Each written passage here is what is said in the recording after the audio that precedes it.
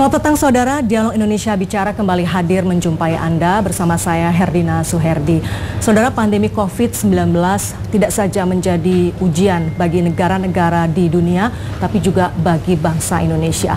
Di tengah berbagai upaya untuk menanggulangi dampak dari COVID-19 dan juga memutus rantai penularan COVID-19, sebuah konser akan digelar. Konser ini bertajuk Berbagi Kasih Bangkit Bersatu Melawan Corona yang diinisiasi oleh Majelis Permusyawaratan Rakyat atau MPR.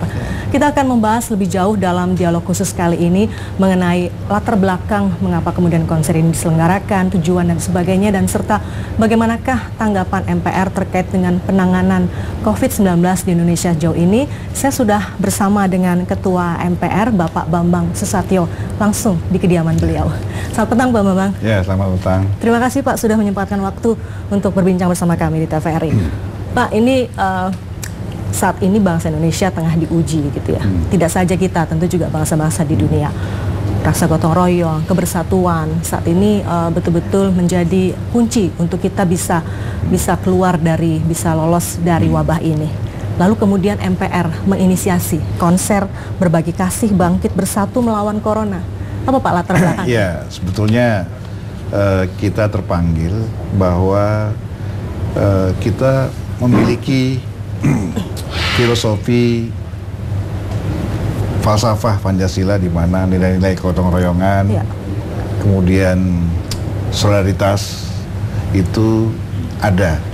Makanya MPR mendorong dan menggerakkan potensi yang ada di masyarakat, rasa solidaritas dan gotong royongan itu dalam bentuk kegiatan berbagi kasih. Ini terinspirasi dari banyaknya berita-berita tentang adanya pemutusan hubungan kerja, lalu mulai masuk pada kesulitan hidup para seniman kita.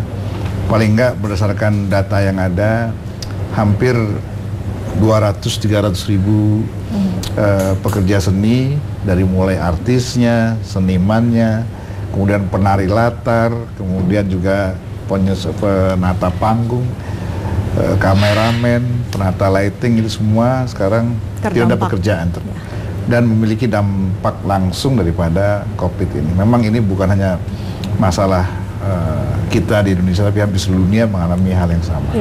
Kelebihan kita adalah bahwa masyarakat kita masih punya nilai-nilai kegotong royongan. Inilah yang kemudian kita coba sentuh. MPR sebelumnya juga sudah bikin berbagi kasih dalam bentuk donasi untuk para pengemudi ojek online. Nah, itu berjalan dan bagus. Nah, kemudian saya bertemu dengan beberapa seniman, mereka menyampaikan berbagai keluhan, lalu kemudian kami merangkulnya bekerjasama dengan BNPB, ya, tim penanggulangan percepatan penanggulangan COVID-19, lalu bekerjasama dengan Badan Pembinaan Ideologi Pancasila (BPIP), maka terbentuklah acara ini. Dan alhamdulillah saya punya senior namanya Pak Isadi SK juga ikut membantu mempersiapkan ini, dan kemudian berkumpullah para seniman senior termasuk juga Sam Bimbo. Kemudian kita minta bantuan TVRI dan alhamdulillah TVRI menyediakan tempatnya untuk studio. Maka tanggal 17 insya Allah konser ini bisa berlangsung dengan baik walaupun secara virtual. Ya. Selain artis-artis juga kita menggalang para pejabat tinggi negara. Ada dua pesan seperti yang disampaikan dalam konser ini. Yang pertama adalah bahwa kita menunjukkan dalam sesulit apapun bangsa kita, para elit politik tetap bersatu dan kompak. Yang kedua, melalui konser ini diharapkan masyarakat yang masih memiliki kelonggaran secara ekonomi membantu saudara-saudaranya yang terdampak, terutama para seniman. Jadi itu kira-kira latar belakang bagaimana kita mempersiapkan konser virtual berbagi kasih melawan COVID bersama Bimbo. Tentu ini akan melibatkan puluhan orang atau banyak orang begitu ya Pak ya. Di tengah saat ini PSBB, kemudian juga physical distancing, social distancing. Lalu akan seperti apa nanti Pak kira-kira konsep acaranya? hambatan kita adalah karena kita sudah mengalami suasana yang PSBB, ya, sehingga berbagai pertemuan kita lakukan juga melalui virtual, ya, melalui Zoom. Tapi ada kala juga kita bertemu langsung, tentu dengan memperhatikan protokol kesehatan, dengan menjaga jarak dan seterusnya. Dan alhamdulillah mobilisasi yang kita lakukan disambut baik oleh berbagai kalangan, termasuk Presiden sendiri, ya. Kemudian juga para tokoh bangsa, Bu Mega dan lain-lain mensupport. Intinya kita menunjukkan kepada dunia bahwa sesulit apapun bangsa kita tetap bersatu. Jadi Presiden dan para tokoh bangsa juga akan ikut hadir menyaksikan meskipun secara virtual. Mereka ikut ya? terlibat. Ikut terlibat. Nah. Dan juga tentu menyaksikan secara virtual gitu ya Pak. Sebagian besar malah ikut menyanyi, ya, untuk membangkitkan semangat. Ya. Menarik ya Pak ya? Semangat bahwa musibah ini harus jadi berkah. Terus Bapak juga nanti akan menyanyi juga ya? Insya Allah kita nyanyi. Pokoknya semua kita nyanyi. Karena dalam suasana seperti ini yang terpenting adalah suasana hati. Karena salah satu cara kita melawan COVID ini adalah hati yang gembira. Ya. Nah, kalau ingat lagu Kus Plus, hati senang walaupun tak punya uang. Nah, itu obat COVID. Karena penyakit itu, COVID ini adalah kan dia akan menyerang kita manakala daya tahan tubuh kita lemah. Nah, kalau kita happy, gembira, maka daya tahan tubuh kita kuat, maka virus ini tidak akan bisa melawan kita. Nah, jadi pemulihan ekonomi. Jadi kuncinya adalah hati senang walaupun tak punya uang. Kus-kus ya Pak ya. Baik Pak. Ini menarik, ternyata lagunya juga tentu beragam gitu ya. Ada lagu Bimbo dan sebagainya juga mungkin kus-kus kalau yang dinyanyikan. Konser ini, karena ini suasana Ramadan, maka kenapa kita Bimbo? Karena kita juga ingin mengisi kebutuhan rohani masyarakat kita di suasana Lebaran ini, Ramadan. Kan lagu-lagu Bimbo itu kan religius, gitu ya, religi ya. Jadi mengisi batin bahwa cobaan ini harus dilihat sebagai berkah yang akan bisa kita lewati secara bersama-sama. Pak, konser ini juga kalau tidak salah juga salah satunya menggalang dana, gitu ya Pak ya? Ya, ada beberapa sesi nanti lelang motor Pak Jokowi. Sebelum dijelaskan apa saja nanti akan dilelang dan bagaimana penggalangan dananya, kita jeda dulu Pak. Saudara tetaplah bersama kami, Indonesia Bicara akan kembali setelah jeda berikut ini.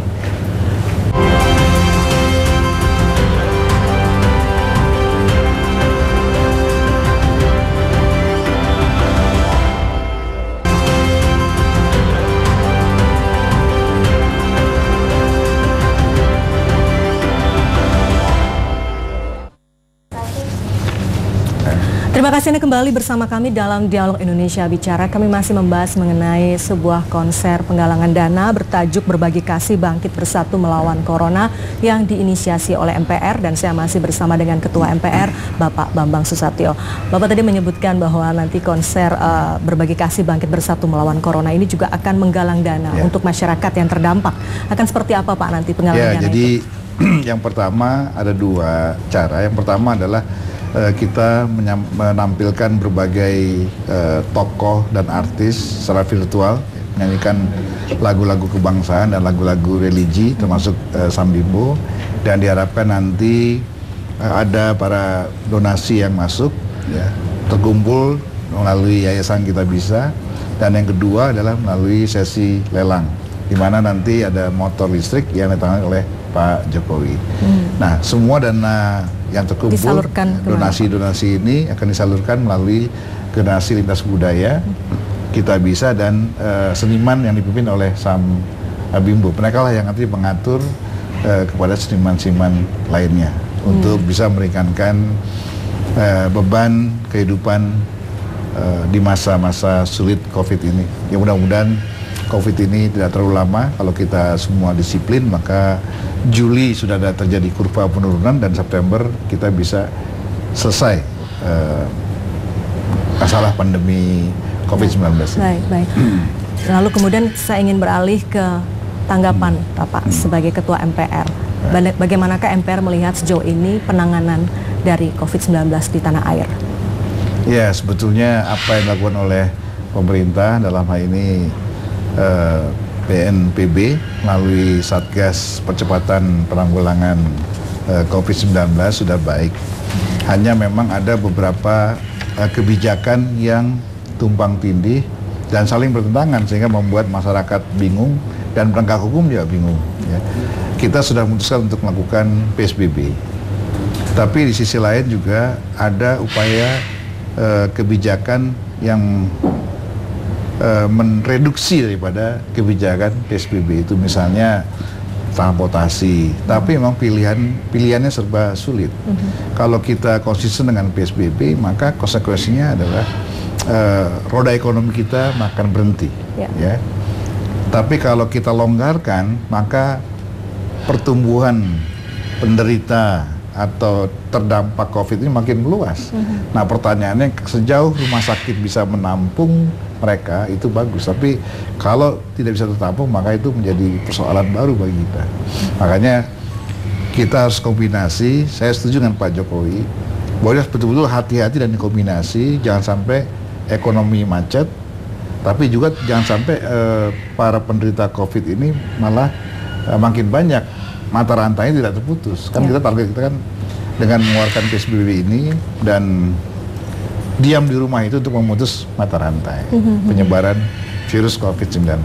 Ya, mudah-mudahan saja masyarakat bisa disiplin, dan kalaupun harus keluar rumah dalam rangka menggerakkan roda ekonomi, tetap memperhatikan protokol kesehatan. Ya, terkait tadi yang Bapak sampaikan bahwa ada sejumlah wacana begitu untuk melonggarkan PSBB ini karena di beberapa negara memang sudah mulai melonggarkan gitu ya. Tapi apa sebetulnya Pak indikator yang mungkin bisa dijadikan acuan bagi kita untuk kemudian kita berani ataupun bijak mengambil keputusan untuk kita akan melonggarkan? Patokannya sangat mudah sebelumnya, di mana angka terdampaknya itu mulai menurun, yang terkenanya positifnya menurun, kemudian tingkat penyembuhannya meningkat. Dengan parameter itu maka dengan memperhatikan lokasi itu sudah bisa sedikit-sedikit dilonggarkan. Kalau Bapak melihat saat ini kita ada di posisi mana? Karena kalau kita melihat ini masih terpusat, kan tes masalnya juga. Ya, kita terpusat di Jawa. Nah, tes massal ini juga masih persoalan. Data yang kita sajikan ini belumlah seakurat negara-negara lain. Karena apa? Karena kita punya alat untuk lab untuk tes PCR itu sangat terbatas, sehingga kadang orangnya sudah meninggal baru hasilnya ketahuan entah positif entah negatif. Ini juga menyulitkan karena memang awalnya kita tidak terlampau siap untuk menghadapi COVID ini. Dari tadi beberapa masalah yang Bapak sebutkan, apa kira-kira yang bisa menjadi masukan gitu bagi pemerintah Pak agar penanganannya ini bisa lebih dipercepat sehingga jumlah yang positif juga lebih terdeteksi, akhirnya juga solusinya bisa lebih cepat begitu? Ya, sebetulnya kita selalu mendorong pemerintah untuk memperbanyak tes COVID ini, apakah itu rapid test atau PCR disebarkan ke seluruh wilayah Indonesia, terutama sentra-sentra atau wilayah zona-zona merah ini, sehingga bisa kelihatan fluktuasi daripada penderita maupun yang sudah sembuh. Data yang tersaji sekarang ini menurut asumsi beberapa lembaga survei ini masih jauh daripada tingkat akurasi yang seharusnya. Kalau sekarang kita lihat ada bisa mencapai angka 14.000, yang menurut saya itu pasti harus lebih, tinggal kali 3 aja. Kita perkirakan bahwa ODP-nya itu masih banyak sekali. Ada yang mengkhawatirkan bahwa gelombang kedua puncak ini akan terjadi mungkin di bulan Juni. Tadi juga Bapak menyebutkan Juli barangkali sudah selesai. Ada kekhawatiran tersendiri? Ya, kalau gelombang kedua, sejauh masyarakat disiplin, paling itu hanya kecil-kecil saja. Sama seperti di Cina, itu kan sudah selesai tapi masih muncul dan itu kecil saja. Yang penting masyarakat disadarkan melalui edukasi yang benar bagaimana menghadapi penyakit ini, misalnya dengan protokol kesehatan, menjaga kebersihan dan seterusnya. Ya, kembali ke soal disiplin Pak, bagaimana upaya untuk mendisiplinkan masyarakat? Apakah kembali ke kesadarannya atau mungkin lebih ke pengawasan yang kita masih kurang? Ya, sebenarnya yang paling bagus adalah bagaimana memberikan contoh edukasi dari para elit pemerintah, ya. Karena pendekatan dengan sikap yang keras atau kasar juga nggak terlalu baik juga, karena Indonesia masyarakat kita ini sepertinya memang harus diberi edukasi bahwa mereka memang kalau terpaksa keluar itu harus tetap memperhatikan protokol kesehatan, karena memang sulit juga. Selama bangsa dan negara ini atau pemerintah belum mampu untuk memberikan asupan kepada masyarakat secara ekonomi, kalau konsisten seperti Singapura dan beberapa negara lain, begitu dilarang untuk keluar rumah, pemerintah mampu untuk mensuplai bantuan kepada rakyatnya untuk makan dan tapi kehidupan kan kita juga ada program termasuk itu, binatang peliharaan. Tapi karena anggaran keuangan kita terbatas, negara terbatas, maka kita terpaksa mengambil kombinasi di antara itu. Baik, nanti karena konsekuensi kita pakai undang-undang karantina, itu negara harus bayar dan membiayai kehidupan rakyatnya tanpa terkecuali, plus binatang yang mereka pelihara. Itu tanggung jawab negara. Nah, kita belum mampu ke sana karena anggaran keuangan negara kita terbatas. Baik, kita akan sambung kembali Pak soal penanganan ini, dan saudara tetaplah bersama kami. Indonesia Bicarakan kembali sesaat lagi.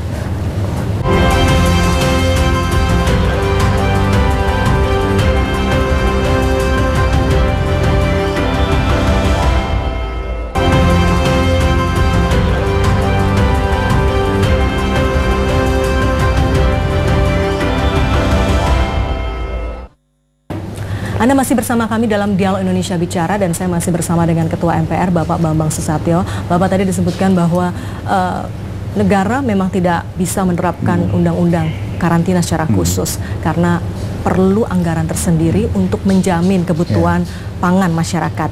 Nah, saat ini dengan mekanisme yang kita berlakukan sekarang, pembatasan sosial berskala besar, pemerintah juga menyalurkan berbagai bantuan kepada masyarakat, baik itu bantuan sosial dan kartu prakerja dan sebagainya.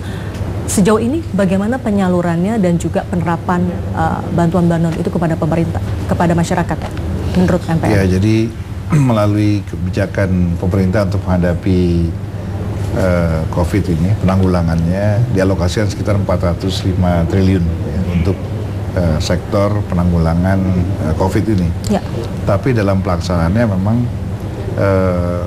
karena kita memiliki data yang tidak terlalu kompak, kita masih pakai data lama, maka penerima bantuan-bantuan tersebut seperti BLT, PKH itu banyak yang, atau sembako-sembako yang disiapkan oleh Kementerian Sosial maupun Presiden sendiri itu banyak yang tidak tepat sasaran, banyak yang tidak kebagian, dan banyak yang double, malah menerima double. Jadi memang yang paling penting adalah bagaimana diurus pembenahan.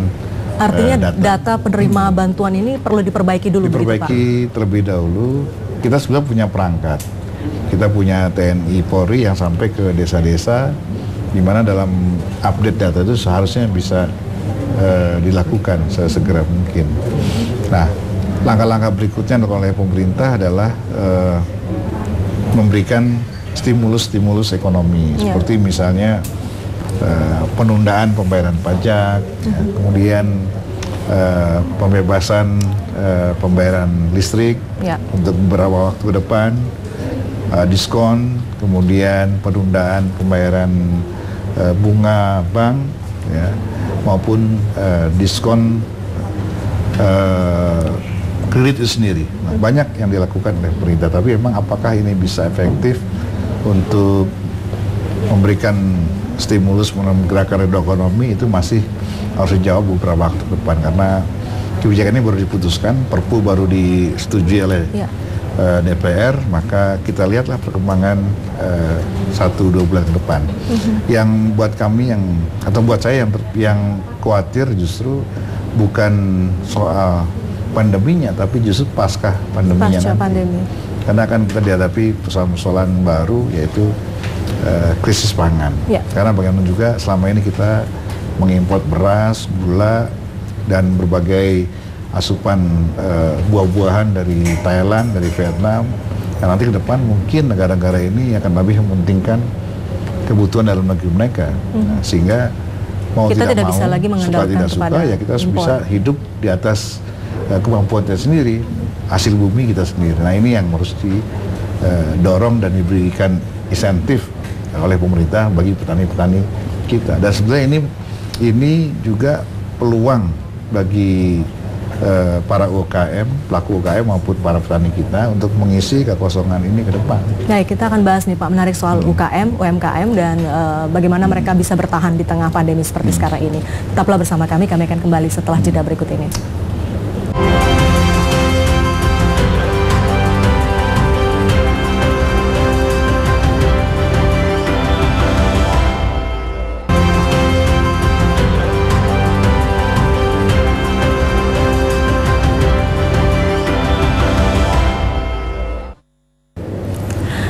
Anda kembali bersama kami dalam Dialog Indonesia Bicara. Kita lanjutkan kembali perbincangan bersama Ketua MPR, Bapak Bambang Susatyo.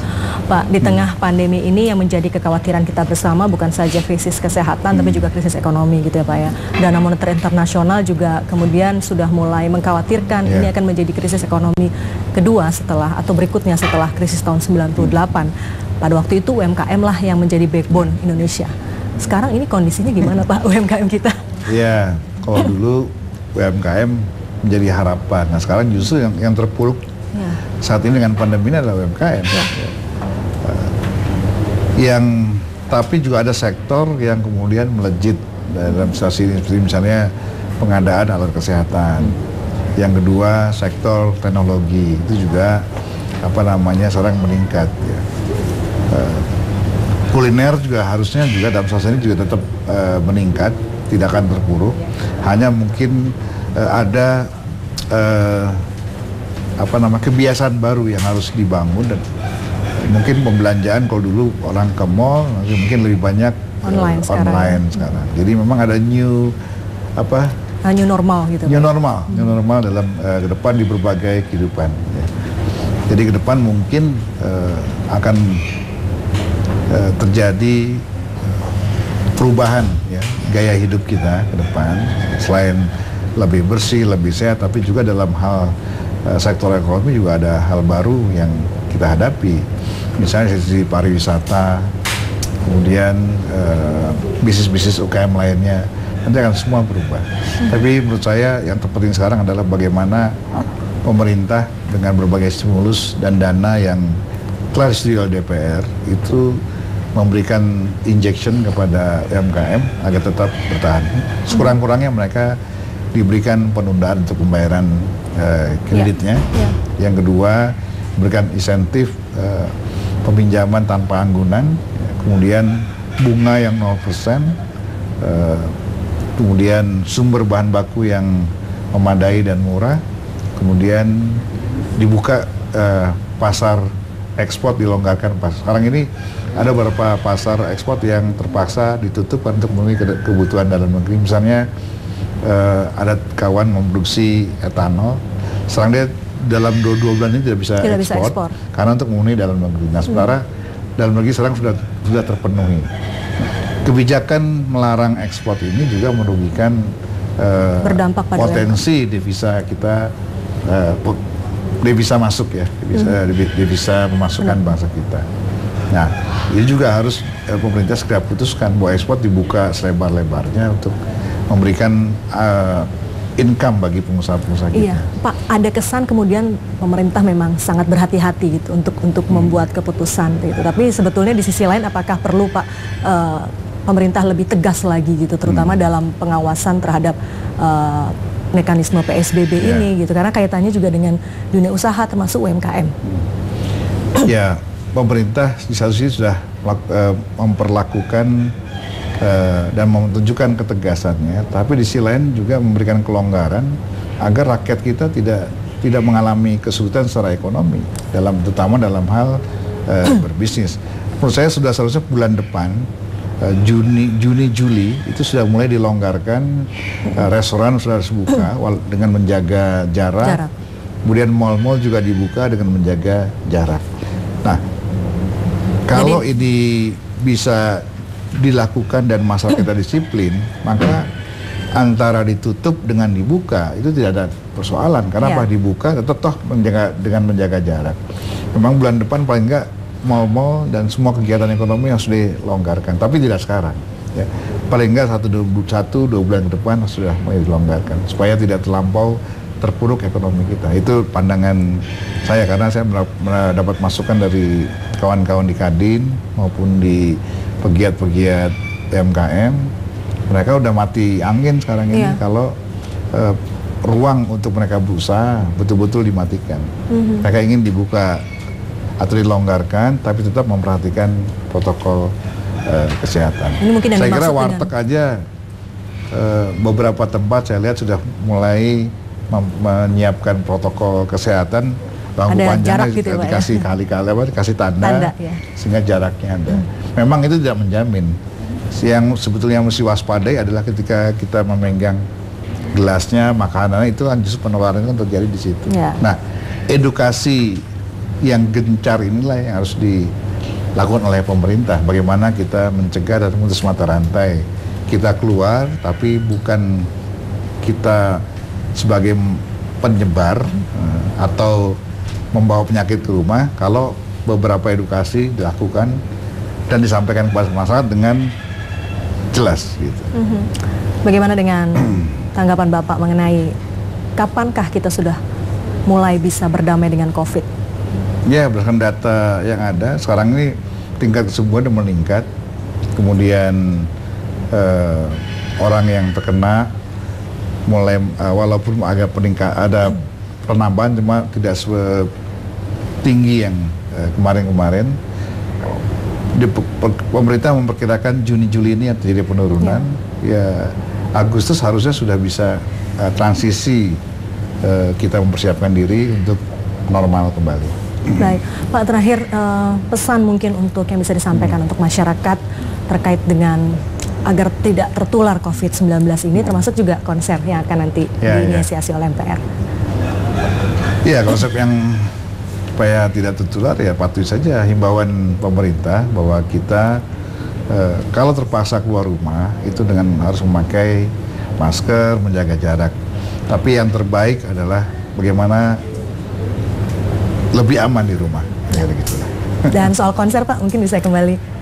Ya, terkait kembali ke soal konser, ini adalah upaya kita membangun semangat kita sebagai bangsa bahwa kita menghadapi masa-masa sulit, tapi kalau kita bersama-sama kita bisa melewati dengan baik. Ya, jadi kuncinya kalau bersama tentu kita bisa melaluinya. Bersama kita bisa. Bersama kita bisa.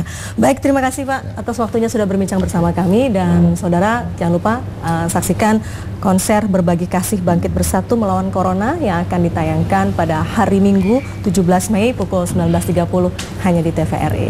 Sekali lagi terima kasih atas kebersamaan Anda. Saya Herdina Suherdi dan juga kerabat kerja yang bertugas pamit undur diri. Terima kasih dan sampai jumpa.